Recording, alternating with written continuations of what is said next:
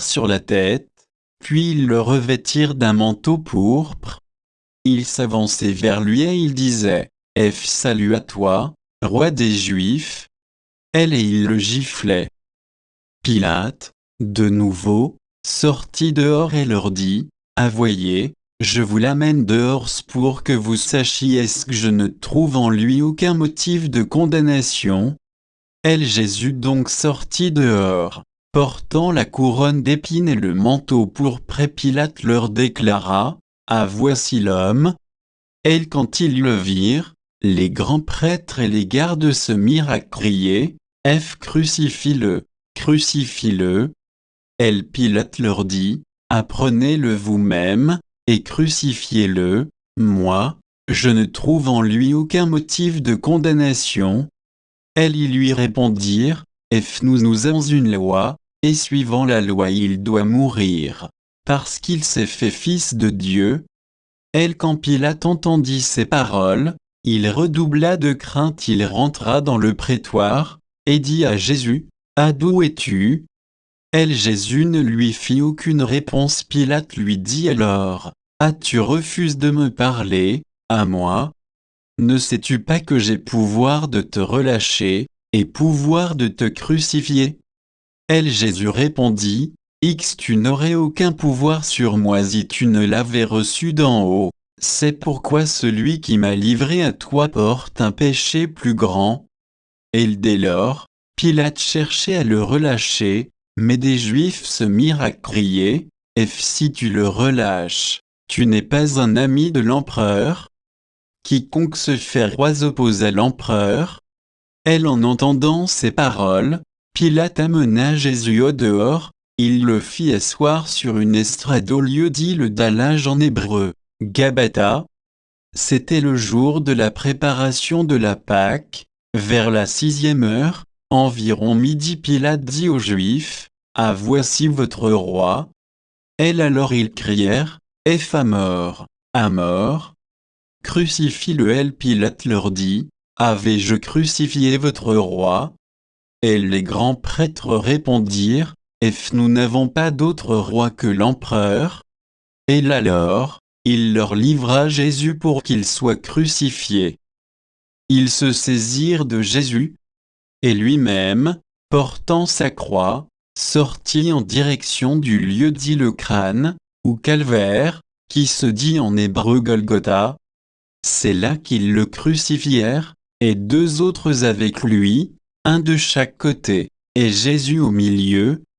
Pilate avait rédigé un écriteau qu'il fit placer sur la croix. Il était écrit, « Jésus le Nazaréen, roi des Juifs. » Beaucoup de Juifs lurent cet écriteau, parce que l'endroit où l'on avait crucifié Jésus était proche de la ville, et que c'était écrit en hébreu, en latin et en grec. Alors les grands prêtres des Juifs dirent à Pilate, « N'écris pas, roi des Juifs, mais, cet homme a dit, je suis le roi des Juifs. » Pilate répondit, « À ce que j'ai écrit, je l'ai écrit. » Quand les soldats eurent crucifié Jésus, ils prirent ses habits, ils en firent 4 parts, une pour chaque soldat. Ils prirent aussi la tunique. C'était une tunique sans couture, tissée tout d'une pièce de haut en bas. Alors ils se dirent entre eux, « Ne la déchirons pas, désignons par le sort celui qui l'aura. » Ainsi s'accomplissait la parole de l'Écriture. Ils se sont partagés mes habits, ils ont tiré au sort mon vêtement. C'est bien ce que firent les soldats.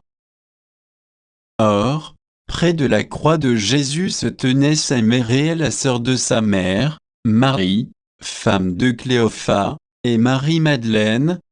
Jésus, voyant sa mère, et près d'elle le disciple qu'il aimait, dit à sa mère, « Femme, voici ton fils. » Puis il dit au disciple, « Voici ta mère. » Et à partir de cette heure-là, le disciple l'a pris chez lui. Après cela, sachant que tout, désormais, était achevé pour que l'Écriture s'accomplisse jusqu'au bout.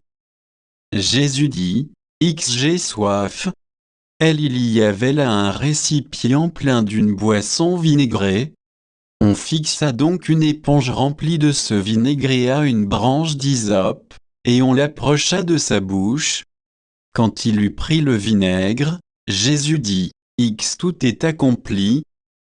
Puis, inclinant la tête, il remit l'esprit. Ici on fléchit le genou, et on s'arrête un instant, comme c'était le jour de la préparation, c'est-à-dire le vendredi. Il ne fallait pas laisser les corps en croix durant le sabbat, d'autant plus que ce sabbat était le grand jour de la Pâque. Aussi les Juifs demandèrent à Pilate qu'on enlève les corps après leur avoir brisé les jambes. Les soldats allèrent donc briser les jambes du premier, puis de l'autre homme crucifié avec Jésus.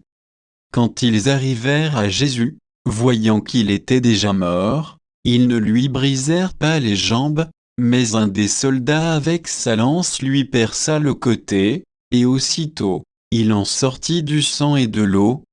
Celui qui a vu rend témoignage, et son témoignage est véridique, et celui-là sait qu'il dit vrai afin que vous aussi, vous croyiez. Cela, en effet, arriva pour que s'accomplisse l'Écriture. Aucun de ces os ne sera brisé. Un autre passage de l'Écriture dit encore, ils lèveront les yeux vers celui qu'ils ont transpercé.